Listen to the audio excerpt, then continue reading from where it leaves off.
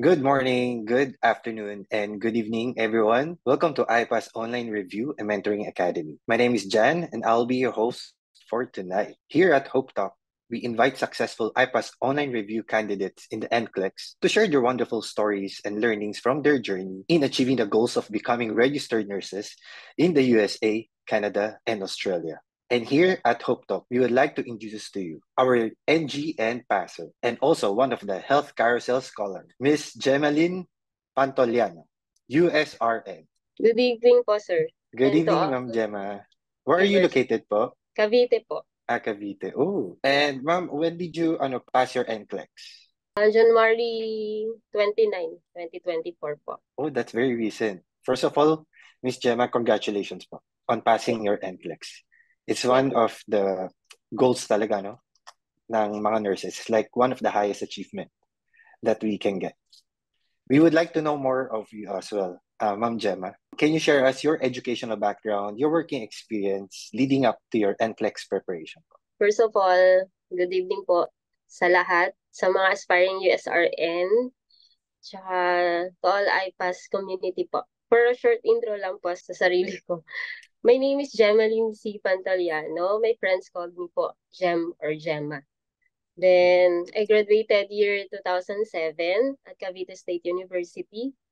Then, after that, June 2007, I also passed the NLE. Then, after I got my license po, same year, nagkaroon din po ako ng work in nursing as a company nurse po. I stayed there for 5 years. Dito rin po yun sa Cavite. Then, after 5 years of working po, I got married. And then, I got, nagkaroon din po ako ng first baby. And after that, I decided po to leave the company kasi nag-transfer din po kami dun sa place ng husband ko. Medyo malayo na po yung location. After that, nag-try din po ako mag-apply. Company nurse pa rin po yung napili ko. Kasi that time, mahirap po talaga makapasok sa hospital. More on volunteer po. Kailangan ko rin po ng pera siya. Ayun, matagal din po kasi mag-absorb din sa hospital. So, mas marami din naman opportunity sa private. Luckily na hired din naman agad. Pero nag-decide din po ulit akong mag-resign kasi nag-focus po ako sa pag-aalaga muna ng baby. Naging full-time po ako nung 2013 to 2017. Nag-enjoy naman po ako. Yun nga, nasundan po ng second baby. Tapos po, January 2018, parang na-miss ko po mag-work. Tapos na-realize ko gusto ko rin makatulong po sa husband ko kasi dalawa na nga rin yung baby namin. Tapos po, napili ko company na naman. Takot po kasi talaga ako mag-hospital. Before, medyo, ewan ko, parang komportable po ako sa company. Siguro na nasanay na rin po ako. Tapos, 2018-2021, na during COVID, yun, dun po ako nag-stay sa last company ko po. August 2021, medyo patapos na yung COVID po nun. Nag-decide po ako mag-hospital. I don't know, pero siguro it's a calling na rin. Siguro, after ilang years din, parang pinag-isipan ko mag-hospital. Siguro noong 2021, dun lang din po nag-sink in sa akin. Kailangan ko mag-hospital kasi mas marami siyang opportunity abroad kasi 4 na rin po yung kids ko. So medyo marami din po kailangan i-support. Tapos po, 2021, hospital na po ako until now. Na-assign po ako sa pediatric po. Tapos nagpipiko na rin po ako. During po sa hospital, marami po ako na-meet na yon mga NCLEX. After a year, nagsisialisa na po yung mga cowork ko. Doon po na-open sa akin yung thinking na try ko kaya mag-NCLEX. Tapos yun po. Medyo malaki kasi din yung kailangan ilabas. So, may friend po ako, colleague, nasa US na rin. Binigay niya lahat sa akin ng reviewers niya po before siya umalis. Lahat po, ang dami pong books talaga. Hindi po talaga ako, palabasa. Mahirap po para sa akin kasi may family, tas may kids. So, sabi ko parang gusto ko ng review center, pero kailangan din ng funds. Tapos, nag-try po ako sa first, kaya lang kailangan 1 year. 6 months pa lang po ako sa hospital. Luckily, yung health carousel po, that time, tumatanggap po sila ng 6 months. So, December 2021, inaccept nila ako, pina-assessment po nila ako para sa scholarship. So, yun, luckily, nakapasa naman po sa assessment. Naging full scholar po nila ako. Sagot po nila lahat, pati yung processing po sa IPAS. Wala po akong ginawa. Hiningi lang po nila yung lahat ng requirements. Pati yung pagbayad, yan sila po talaga. Pati yun sa NCLEX ko po. Sa review, lahat po sila. Thankful po ako sa Health Carousel. So yun, in January, dun ako nag-take. Tapos nakapasa naman po. Sa tulong po ng IPAS. Thank you po. That's a very good summary po, Ma'am Gemma, no? Is it simple po for you to pass the exam? Do you have any preparation po? Like your study schedule, study plan? Sa schedule po, nag-start po ako talaga. Originally po, batch 10 po ako. Nakadalawang batch po ako. Umabot po ako ng batch 11. Mhm. Batch 10 po nag-start yun ata, May. Pero nakapasok na po ako sa batch na yun, June na po. Pero kasi wala pa po ako ATT noon.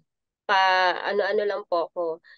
Kung kailan lang ako may free time, makikinig po ako sa live. Tapos babalikan ko na lang po yung mga recorded videos pag off po ako.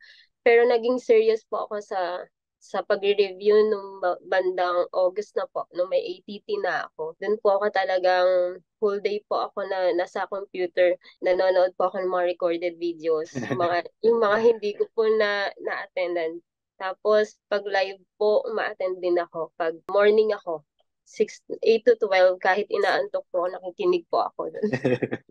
Tapos, ano yun, marami po, mahirap. Mahirap siya, pero kaya naman po. That's nice to know, Ma'am. Medyo himay-himayin po natin yung mga experiences po natin on your journey to passing the NCLEX examination. With regards to your background, Ma'am, I agree po, no? Noong mga panahon na after graduation, I believe it started around 2006. Diyan na po dumadami yung mga or let's say oversupply of nurses, no? Yes po. 2007, mahirap pa rin po makapasok nun eh. Ayun kasi, Ma'am, I also enrolled sa college, no, around 2006. The moment I got enrolled po, doon na naglalabasan yung mga news about having difficulties of applying as a nurse in the hospitals. Fast forward to 2021, in my company, there are a lot of nurses as well na lumilipad na talaga from different country. Similar dito po sa Singapore, no? I see a lot of nurses na nagsasign na ng mga clearance. Sabi ko, bakit ang daming nurses na umaalis? I wasn't aware of it that time. Then, nung nakita ko yung sa yung sa advertisement ni IPAS that they are having this process of application and review program. So same year with you, Ma'am Gemma, no? 2021 din, natin na-figure out about NCLEX. So although malaki yung gap niya from 2007, no? Of graduating in 2007 up until this time, or 2021. Pero at least, di ba, we still managed to catch up. And somehow, this is our passion talaga. We've been a company nurse for more than a decade. Then now you are continuing your nursing career as a pedia nurse. And that's good enough, no? So that when you apply in US, you have more options or opportunities for you. And for our classmates po, Ma'am Gemma, no? For those who are interested about the scholarship of Health Carousel, how did you find out about it? Can you share it to us po? Sa Health Carousel po, nakita ko lang po siya sa Facebook that time. Nag-scroll po ako. Tamang lang po, pastime. Tapos nakita ko po yung ads nila. Yung ads po nila. Meron, kinli ko lang po yun. Di pa naman talaga ako nun serious talaga na Tinry ko lang. Tapos meron pong recruiter na nag-email agad sa akin po. Tapos hiningi po yung profile ko, yung resume. Tapos po inano niya po, in-offer, nag-send po siya ng contract. Tapos nagpa-assessment po. Yun, tuloy-tuloy na po yung journey ko sa kanila. That's nice to know kasi Health Carousel is one of the partners po ni IPAS, no, when it comes to processing their NCLEX examination then in a way. And that's a good thing po that we are also helping our classmates and students to continue their NCLEX para kahit one take lang or second take, it doesn't matter as long as we have some help coming from them. Di ba po ba? Opo. So you mentioned, ma'am, you belong to Cycle 10. What month po ito last year? Nag-start po ata yung batch 10 is May. Pero kasi na-receive ko na po yung parang June, parang doon na po ako naka-join dun sa Moodle po. Nakailang live na po sila yata nun. Kaya nakumpleto ko po yun sa next batch na po. How many months did you study po for this NCLEX? Siguro kung bibilangin po, mga 6 months po. And you can say po na 6 months of preparation is more than enough for you to pass the exam. Is that correct po? Siguro po. Kasi nakapasa naman. Enough naman po siya, feeling ko. Enough naman po kasi struggling talaga po ako na i-balance yung pag-review tsaka yung work tas family. Pero kung sana kung wala akong work, masarap kasi umattend po ng live, marami pong natututunan eh. Yun po yung parang nami-miss ko ngayon eh. I also miss attending the live discussions. Minsan hindi na rin ako makaka-attend kasi it's under the Zoom meeting, no? But meron po tayong sa Facebook page ni iPass Processing and Mentoring Academy and ni iPass Processing Facebook page. Meron po dyan may mga discussions about NGN. Earlier this morning po, we have Ma'am Paula and Sir Jay. So those who want to continue learning about NGN or want to miss or don't want to miss about the topics about NGN, they can watch it in the video. You have 6 months of preparation po, Ma'am Gemma. And what are the review materials po did you use? Review materials, nag-start po ako magbasa ng roadmap. Pinaprint ko po talaga siya. Tapos, after nan tinapos sa cycle, kasi pag may nami-miss po kasi akong live video, focus na muna ako sa roadmap po. Tapos natapos ko naman po yung roadmap. After that po, live videos po, uma-attend po talaga ako pag talagang may free time ako. Tapos, recorded video para lang makasabay po ako. Yung recorded videos, tatapusin ko siya, yung mga na-miss ko po. Tapos, UWorld po. UWorld Q-Banks. Noong mga 3 months before my exam po, nag-avail po ako ng UWorld Q-Banks para ma-practice po ako sa question. So, pagsagot po ng question. Then you follow po yung 6 months review advised by the iPass. So 3 months of your concept mastery, then 3 months of your UWorld practice questions. Pero within those practice questions po, di ba, somehow nagre-review din po kayo ng mga handouts coming from the lectures po? Yes po. Gusto ko po yung ma-attend ng mga drills. Lalo yung drills ni Sir Ryan. Tsaka mga finals. Yun po. Ma-attend po ako ng mga drills. Bukod mga po drills po ni Ma'am Paula din. Tsaka yung NGN po ni Ma'am Pao.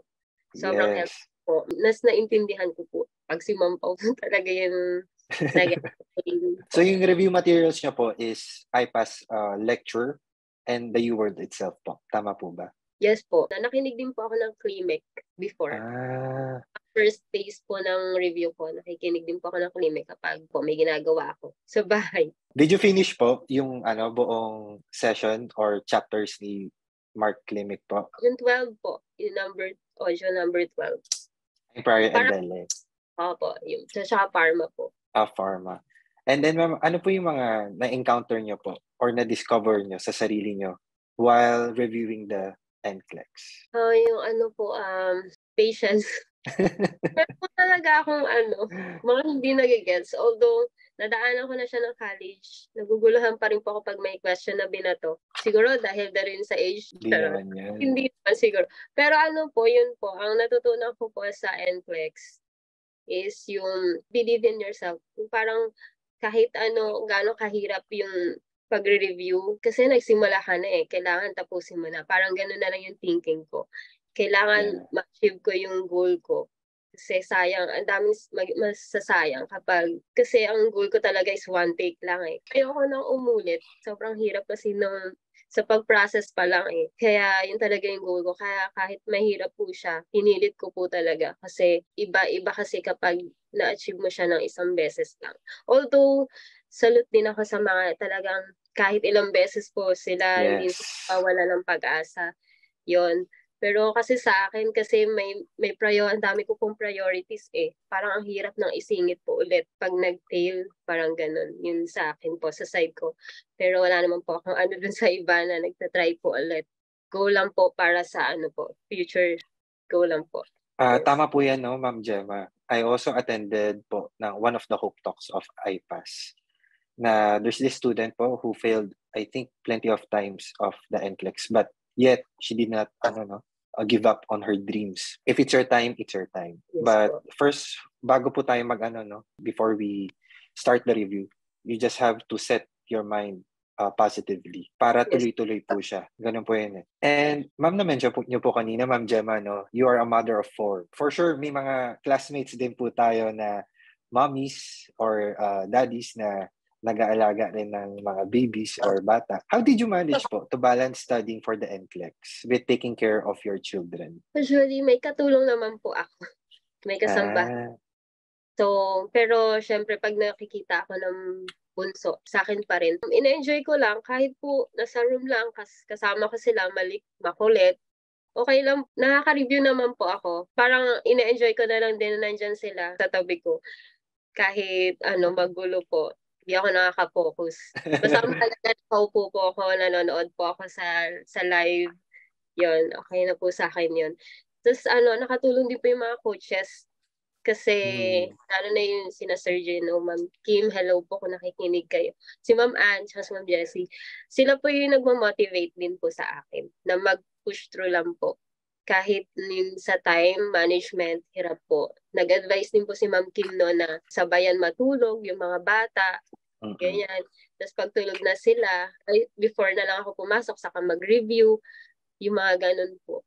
Para din magkaroon din ng time sa family. Kasi hindi rin po nila naiintindihan kung ano yung ginagawa ko. Yeah. Ayun lang po, enjoyin lang.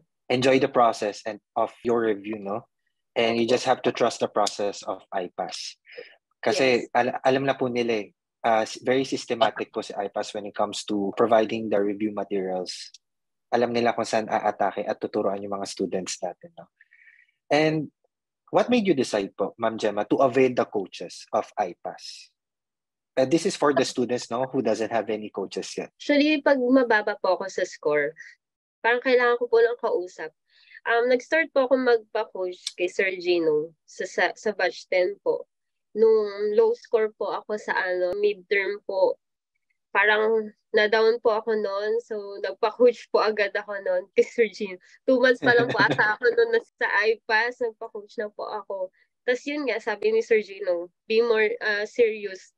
So, dun ko po na-realize, kailangan ko nga magseryoso talaga. Tapos yun, after 2 months, kay Ma'am Kim naman, kasi nagka-problema naman po ako sa time management. Kasi talagang inaantok po ako pag 10 to 11 na po. Yun, kasi siguro sa pagod na rin sa work. Tapos mag-review pa po. Nagpa-coach ako. So yun, advice naman ni Ma'am Kim, nakatulong naman din po siya talaga kung paano kayo manage yung sa bahay, kung paano ako magre-review. Tapos yung po, malaking bagay po magpa-coach talaga. Tapos yung Ma'am Ann po, yung sa 3 months before naman po, kasi parang nagkakaroon na po ako ng anxiety. Marami kasi pong nangyari before my NCLEX. Nagkasakit po yung mga bata, sabay-sabay sila. Parang mga 2 months po ata akong parang namimiss ko yung mga recorded videos. Tapos yung po, sabi ni Ma'am Ann, wag na ako mag-focus sa mga videos, mag-Qbanks na lang po ako. Tapos, yun nga, mag-avail ako ng Qbanks kasi lalo na sa, may work po ako. So yun, kailangan ma-practice po daw ako sa Qbanks. Sinunod ko naman si Ma'am Kim, kaya sobrang thank you din. Si Ma'am Ann po, thank you. Talagang pinilit niya po ako mag-Qbanks. Kay Ma'am Jessie, nung mga 1 month naman na before, nagpa-coach po ako kay si Ma'am Jessie po yung napunta sa akin. Sobrang helpful po ng mga positive, yung mga motivation niya po sa akin, pag-motivate. Ayun, kaya, kumpleto po sa IPAS pag medyo, ka down, o kailangan mo ng kausap, meron din silang, mga instrument para motivate ulit. I'm very happy po, no, Ma'am Gemma, that you shared this coaching program experience of yours, no? Kasi here at IPAS Coaching Department po, no, it plays a key role po for this holistic development of the students in preparation of the NCLEX. So itong mga coaches po natin, no, they are composed of nurses who have undergone the NCLEX review and examination with first-hand experience po talaga sa actual license process. So it will give you ample knowledge in providing expert guidance to students para ma-ensure natin yung quality input so that they can achieve their goals and para ma-review din the whole process. Sometimes, no, as a student, we are clouded by our study habits or we have this plan na naka-ready for us. But it's also good to know coming from those coaches who have experienced the same thing Probably they can provide ample knowledge, no, or more advices that could help you with your preparation of NCLEX. In a way, like what you said, no, hindi lang po about the review. You can always reach out to your coaches when you have anxiety issues. You can always reach out to them po. Definitely, they'll be your go-to person. Kasi minsan pag wala po talaga kayong makausap, walang nakakaintindi sa situation ninyo. We have our coaches to lean on. And that's one thing I like most about it for this coaching program. Thank you. Thank you, Ma'am Gemma, for sharing that one. I appreciate it po. And ma'am, I just want to ask po, no, how did you take care of your physical and mental well-being during your NCLEX preparation? Actually, nagde-distress din po ako. Parang kasi mahilig po yung husband ko mamasyal, outdoor, ganyan.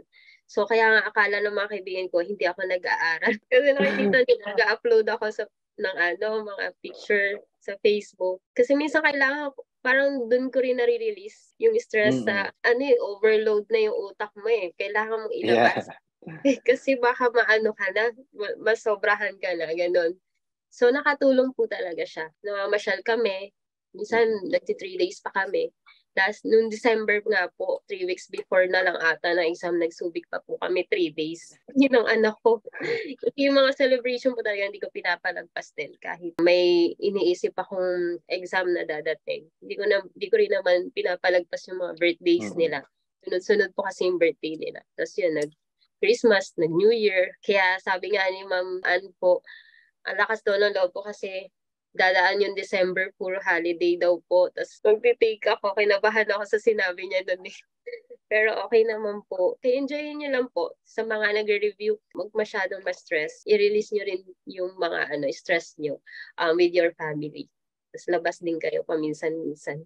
I agree with that, no, Ma'am Gemma. Kasi even myself, no, nung nagre-review po ako, hindi po talaga ako gumagala or anything. It's my own decision naman po yun. How I unwind po is usually just watch videos sa phone ko.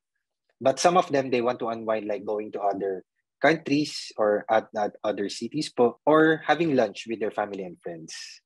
It's really good po, no, na we have to rest our mind as well para hindi naman tayo masyadong ma-memory overload. It's really important po na meron tayong resting period in a way. Kundi, mag-explode po tayo. And one thing, ma'am, na-mention niyo po kanina na habang nagre-review ka po while attending the live and the recorded, you have your children with you kahit na makukulit. Parang sila yung classmate mo na makukulit during your college days habang nagdi-discuss si educator, di ba? I'm curious po, no? How did you communicate po your NCLEX preparation process to your children? How did they support you po during that time? Yung eldest ko, alam, pero hindi naman nila alam kung para saan yung NCLEX.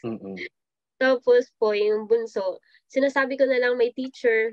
Ayan, itinuturo ko. Kunyari si Sir Ryan, teacher ko yan, lagot siya, ganyan. Kasi nga, minsan, nagpapakandong po sa akin. So, yun. So, minsan, kunyari po sinasabi ko, may class ako sa yun, tuturo ko yung mga teacher, yung mga classmate ko, na ganyan. Yun po, nagbe-behave naman sila pag sinasabi ko. Pero pag medyo may drills po, yun, naglalak na po ako ng pinto. Para lang makakas may mga rationale po na ina-explain. Nice to know din po, ma'am. Baka pwedeng gawin natin ng ibang moms dyan. Pag may mga makukulit na babies para makapag-focus talaga sa review. Were there any specific routines po or schedule you follow para ma-ensure yung nakadedicate yung study time nyo while still meeting po your family commitment? Shifting po kasi yung schedule ko sa hospital eh. Nyari po, pag AM ako, automatic po yan, a-attend po ako ng 8 to 12 na live. Pero kapag night shift po, wala talaga po ako dyan. Yung natutulog lang po talaga ako pag morning. Parang hindi ko po kayang attend. Ang ginagawa ko na lang po, pag night shift ako, magsasagot po ako sa hospital, sa cellphone ko lang po ng Q-Banks. Minsan, doon din manonood lang din ako ng recorded videos. Mahabang duty, pag hindi toxic, yung duty, yung po. Kung saan po ako may time na isingit talaga yung pagre-review. In a way po, ma'am, no? Your study plan po, is it po your decision or with the inputs po of the coaches? May inputs rin po yung coaches doon. Nakatulong din pa yung kay Sir Mark na activity tracker. Yes. Nag-print po ako nun. 2 beses ako nag-print sa batch 10 tsaka batch 11. Compare ko siya. Yung sa batch 10, wala masyado. Parang kalahati lang. Sa batch 11, halos makomplete ko po. Ang hindi ko lang siguro na-attend nandun yung parang medyo minor na parang may idea naman ako. Tapos, yung Q-Banks po, nag-leave po ako sa work pala 3 weeks before. Kaya thankful din ako sa head nurse ko. Pinayagan niya ako. 3 weeks po before ng exam ko, napayagan naman po ako na mag-leave. So, yun sa 3 weeks na yun, simula 8 a.m., nasa harap na po ako ng laptop. Matatapos po ako ng mga 6 p.m. Pero may break naman po yun, lunch break. Magnanap din po ako nun. Minsan nga, pinipigilan na po ako ng asawa ko. Tama, sumusobra na daw ako sa pag-aaral. Kasi nga, naabutan niya na po ako, wala pang dinner. Parang ganun. Kaya, parang feeling ko nga nasobrahan din talaga ako sa 3 weeks. Pero nakatulong po talaga siya. Kasi hinabol ko po talaga matapos yung Q-Banks. 1 week before natapos ko rin po yung Q-Banks ng UWorld. And then ma'am, 3 months din po ba ang UWorld subscription niya po? Opo. Yung 90 days po. Opo. 90 days.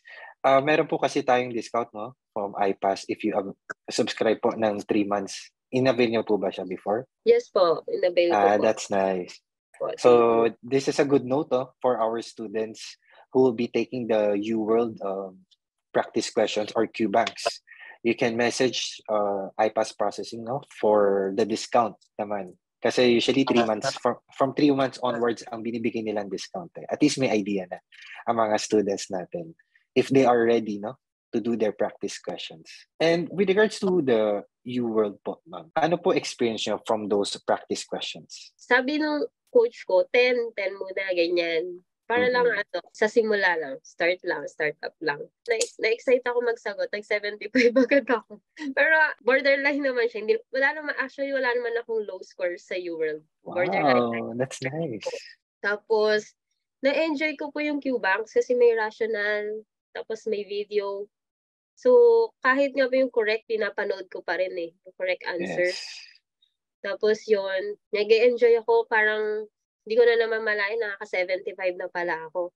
Pero yun sa Q80, dun po sumasakit na yung ulo ko. Sabi ko, kailan ba titigil to? Kasi umaabot po ako ng 100 plus. Pero yun po yung sabi sa akin ng coach, mag-Q80 daw po ako kasi yun talaga yung sa NCLEX Hindi mo alam. Kasi pag 75, alam mo 75, tapos ka na.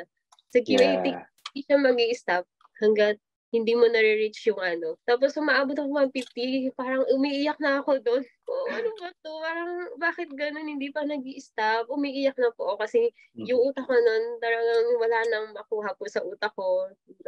Sakit na sobra ng ulo ko. Tapos yun po. Tapos nagpahinga ako, parang 1 day po, kinabukasan di po ako nagsagot. Pero after nun, sagot ulit, 75, tapos Q80. Kung ano po yung sinasabi ng coach, sinusunod ko po. Tapos yun po, untutored po, nakatulong. Kasi more untutored yung ginagawa ko nung una sa UWorld. Untutored na po yung 3 weeks before po ng exam. Yung mga different sets of or formats ng questions ni UWorld, di ba? Like what you said, may tutored, tama po ba? Yan yung parang after questions may rationals. Am I correct po? Yan. Then meron po tayong parang readiness assessment. Readiness assessment is yung po kung ilan yung questions na in-avail nyo, yun din po yung mga lalabas na mga rationale. Then yung CAT po, which is the Computer Adaptive Test, yun po yung parang feels of actual exam. Kung kailan mo na masasatisfy si UWorld application, yun, doon na po talaga magsastop yung exam, which is nice, no, man. UWorld is really giving us more options in a way to start po slowly, like a head start, like what you said, 10 questions muna. Kasi you can really set the number of questions there. Yes po.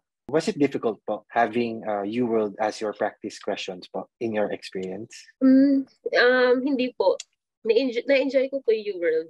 Kasi meron pong silang question dyan na first time mo mai-encounter. Kasi gusto ko yung may additional learning talaga ako, yung mga hindi ko alam. Talaga panonoorin ko po siya. Tapos yung mga procedure, doon ko rin po nakikita. May mga videos din po kasi. So yun po, maganda talaga siya.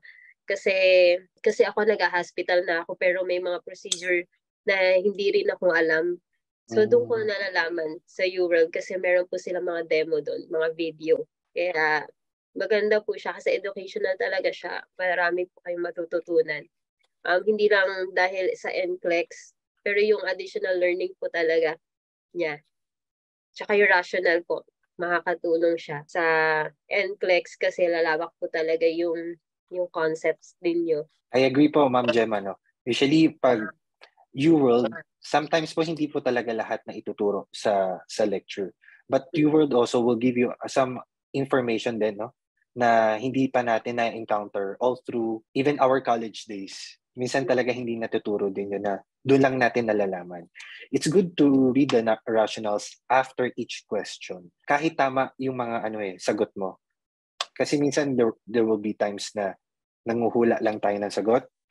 But we don't want that to happen when you do your practice questions. Because I think the reason why, ma'am, no, na hindi po kayo nahirapan because you have your mastery concept na, which is the most important thing before you do your practice question.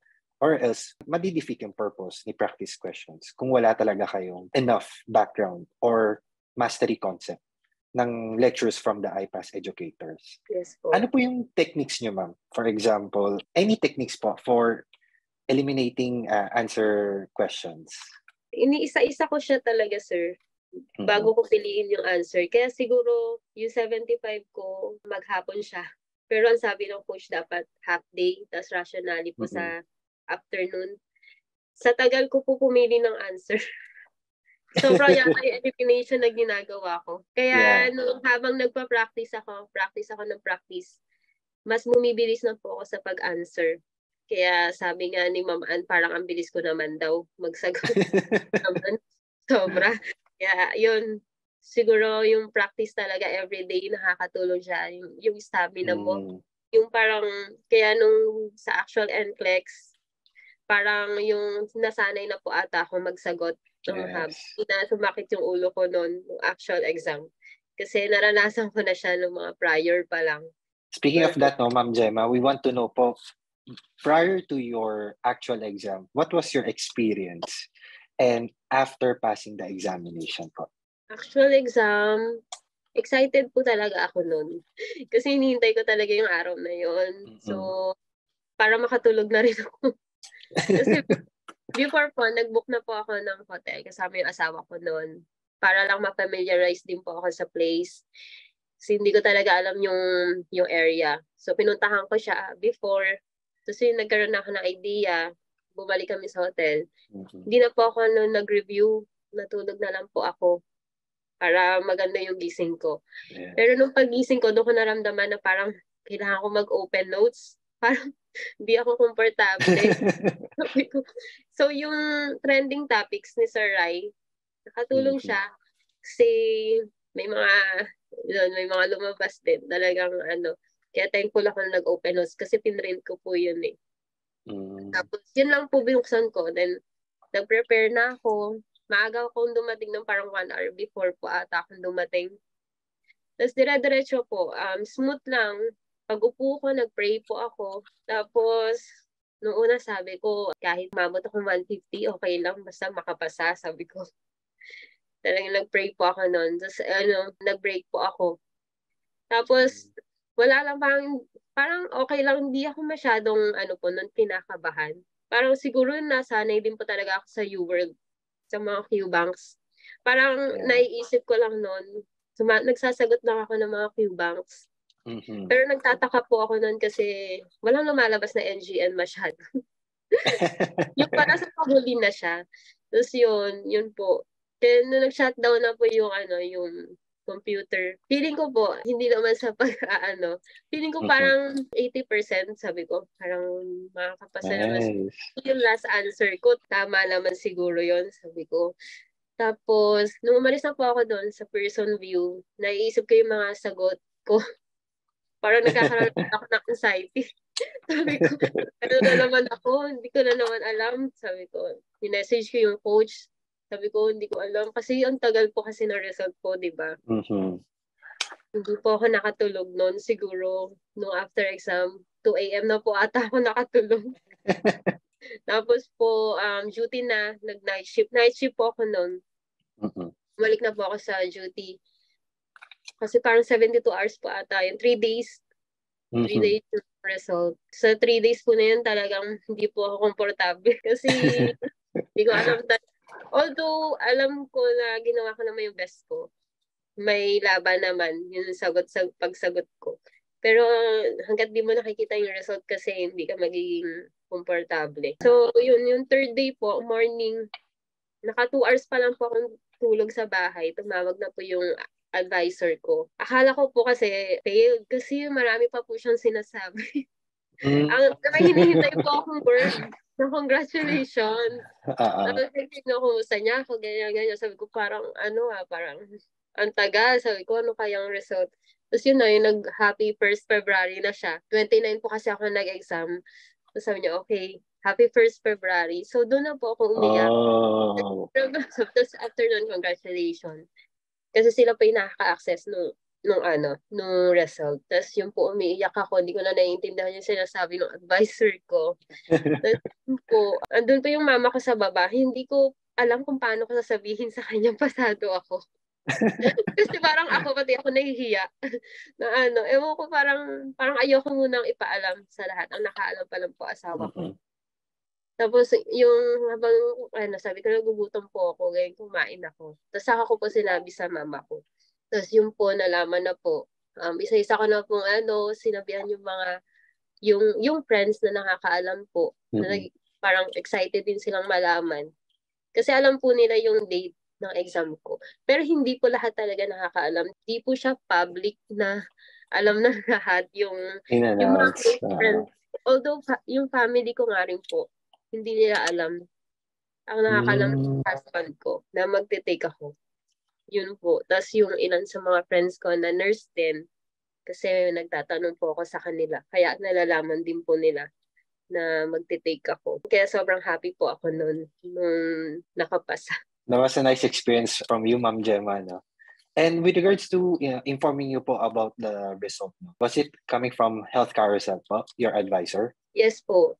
That's my email din po ako na-receive. Thank you po for sharing that information, Ma'am Gemma, no? At least yung mga students po who are watching this video, who are planning to enroll or be a scholar of Health Carousel, they can expect these things when they pass the examination. And Ma'am Gemma, what advice would you give to other mothers who are preparing for the NCLEX while juggling your responsibilities as well? Sa mga mothers na aspiring USRN, kaya nyo yan. Believe in yourself. Maging inspiration nyo na lang yung kids nyo para ma-achieve nyo yung goal nyo. Huwag kayo masyadong ma-stress. Enjoyin nyo lang na nandyan sila. Kasi part din naman sila ng journey nyo. So, yun. Tsaka, huwag nyo isipin na, kunyari, hindrance sila. Parang kasi hindi pa naman din naiintindihan ng mga kids. Sa mga mami, kaya nyo yan. Sabay-sabay natin natin, yung goal natin. And I know para sa kanila naman yun ginagawa nyo. So, believe lang sa sarili, tapos study lang, review. Review lang. Tsaka trust iPass. Kung ano yung sinasabi ng iPass ng mga coach nyo, sundin nyo lang po. Thank you so much, Ma'am Gemma, for the words of encouragement para sa ating mga mothers out there or even to our classmates na rin na merong inaalagaan din like their family or relatives, no? Passing the examination, no, NCLEX requires really dedication, preparation, and strategic approach. Kasi ano yan parang nabanggit mo, ma'am, all throughout, no, what I noticed, you are prepared for this to happen. Parang you have your comprehensive study plan. You have all the quality study materials. Then you have UWorld as your practice questions. You do your critical thinking coming from there. You able to manage you able to balance your time para sa sarili mo po, sa kids, to your husband, your work, and for this review. Para po kayong super mom dito sa Hope Talk na ito. And you also know how to take care of yourself. And any advice po, last advice po sa ating mga students naman, dun sa mga nahihirapan po while in the course of review. Sa students na aspiring, wag mawala ng pag-asa. Yun lang. Tsaka, isipin nyo na lang yung na kaya ng iba. Kaya nyo din. Ako nga, kaya ko eh. Marami akong priorities. So, yun, kaya nyo yan. Basta mag-aral lang. Tapos, mag-focus sa pag-review. And kung ano yung makinig sa mga educators natin sa IPAS. Enough na yung IPAS. Wag na kayo masyadong madaming sources. Siguro you will QBanks para ma-practice. IPAS, complete na ang IPAS eh. Basta attend na kayo ng mga lectures nila. And roadmap, basahin nyo. So, yun lang gawin nyo. Tapos, alagaan nyo rin sarili nyo para hindi kayo magkaroon ng sakit. That's a wonderful advice, no, Ma'am Gemma.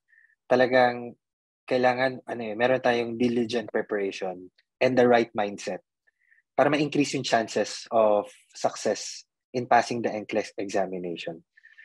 Definitely po, may mga classmates din tayo na they are congratulating your achievements. Nakikita ko po sa chat box dito sa Zoom meeting natin.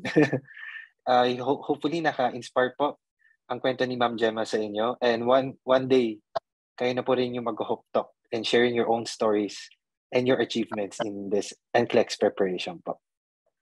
And with that, Ma'am Gemma, before we let you go po later on sa discussion with Ma'am Paula, we would like po to present to you your NCLEX certificate. Thank you po. This certificate is proudly presented to Gemaline Pantoliano for successfully passing the NCLEX RN examination. This serves as a proof that the successful candidate indicated in this certificate is a safe nurse based on the USA Standards of Nursing Practice. Signed by Sir J. Padong and Sir Mark Zaspa. Yay! Thank you. Thank you, IPAS. Thank you po. And one last thing, Ma'am Gemma. May I ask po, how did the entire IPAS team help you in achieving your American dream? Sobra po, kasi simula processing IPAS na po. From processing until ma-achieve ko yung NCLEX hanggang maging USRN, sila na talaga yung kasama ko. Kaya thankful po talaga ako sa IPAS. Siguro kahit saan ako magpunta, nire-recommend ko po IPAS. Actually, Sir Jan, marami na rin po yata yung mga friends na nag-inquire sa IPAS. Nire-recommend ko po IPAS kasi sobrang big part po kayo sa journey ko na to. How about our educators po? What can you say about our educators? Sa educators, salute po ako sa inyo. Sobrang bait din po nila kasi kahit yung mga questions po, simpleng question, sinasagot din po nila. Kaya thank you po sa patience nyo, sa passion nyo sa pagtuturo sa amin. Marami na po kayong mga naging USRN. Tuloy nyo lang po yan. At marami din po kaming taos-puso magpapasalamat talaga sa mga educators from the bottom of my heart talaga. Kay Ma'am Pau, kay Sir J po, thank you po. Kay Sir Ryan, kay Ma'am San po, kay Ma'am Hai. Actually, yun po. Thank you po kasi palagi ko po talaga silang pinapanood sa live. Malaking import po talaga sila sa journey ko po na to. Tsaka sa mga naging coaches ko po. Thank you po. Do you have any message po to your family and friends? Sa family muna. Thank you, especially to my husband po, for being supportive ever since. Support po siya. Pati paghatid po dun sa person. Thank you. Thank you sa support niya sa akin. Sa family ko, thank you din po sa mga prayers. Sa mga friends ko na nagpupush sa akin na ituloy yung journey na to. At sa naniniwala talaga silang kaya ko. So yun, nakakatulong talaga siya para tumaas yung confidence ko. Thank you sa inyo. Yun, thank you po sa inyo lahat. IPAS processing made easy for you.